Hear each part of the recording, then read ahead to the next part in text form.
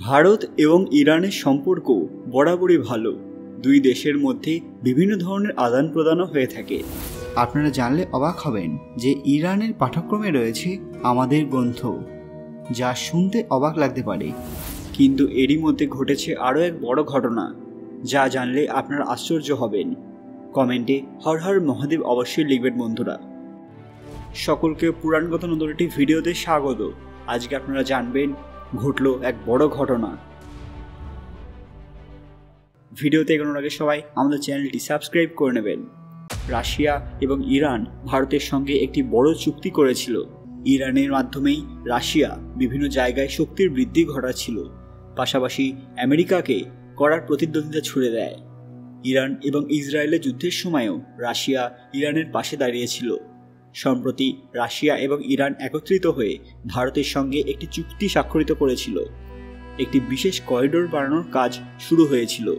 তারা সকলে একত্রে এক আন্তঃরাষ্ট্রীয় উত্তর দক্ষিণ সংযোগের ওপর কাজ করছিল।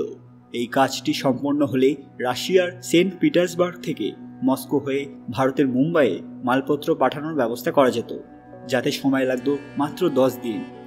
এই বড় প্রজেক্টের কাজ শুরু হয়ে গেছিল।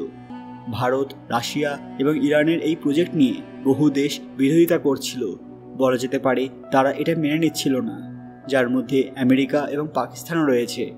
যদি আমরা ভারত এবং ইরানের ইতিহাস দেখি, তাহলে দেখব ইরানি এবং ভারতীয়দের বহু বছরের জাতিগত বন্ধন এবং দৈনন্দিন জীবনযাত্রার বিভিন্ন দিকগুলিতে অবিচ্ছিন্ন মিল সহ একটি বিশাল ইতিহাস রয়েছে। সময়ের বন্ধনের বাইরে গিয়ে ভারত এবং ইরান তাদের সম্পর্কের সহস্রাব্দ বিস্তৃত অর্থপূর্ণ মিথস্ক্রিয়া দ্বারা উদ্ভাসিত, যা ভৌগোলিক নৈকট্যের চেয়েও বেশি প্রসারিত। তাদের ভাষাগত মিল আজও বিদ্যমান থাকায় ইরানের সাথে ভারতের একটি ব্যক্তিগত সংযোগ রয়েছে, যা পারস্য নামে পরিচিত ছিল, যা খ্রিস্টপূর্বাব্দের সময়কালের। শক্তি এবং জনগণের সংযোগের ভিত্তিতে দক্ষিণ এশিয়া এবং পারস্য উপসাগরের মধ্যে একটি শক্তিশালী বন্ধন বিদ্যমান।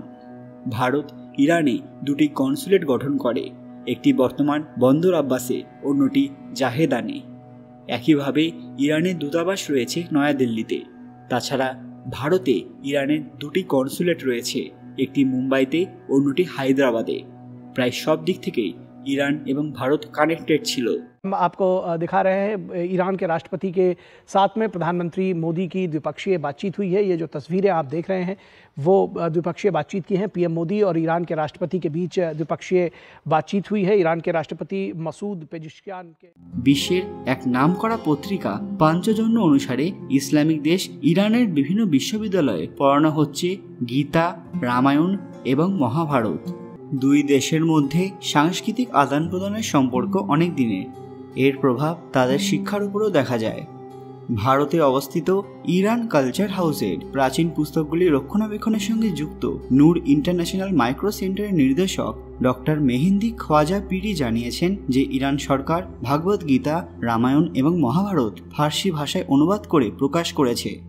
এই ধার্মিক পুস্তকগুলি সেখানকার বেশ কিছু বিশ্ববিদ্যালয়ে পড়ানো হয়।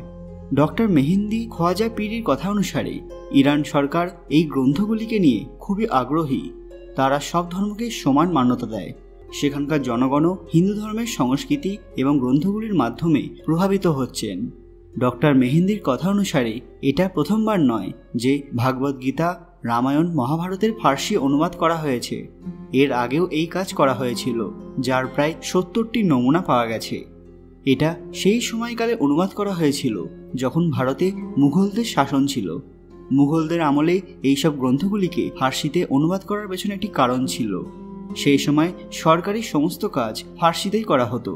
হিন্দু ধর্মের এই গ্রন্থগুলিতে কি লেখা আছে তা মুঘল শাসকরা বুঝতে পারতেন না, যে কারণে ওই সময়ও এই গ্রন্থগুলির ফার্সি অনুবাদ করা হয়েছিল।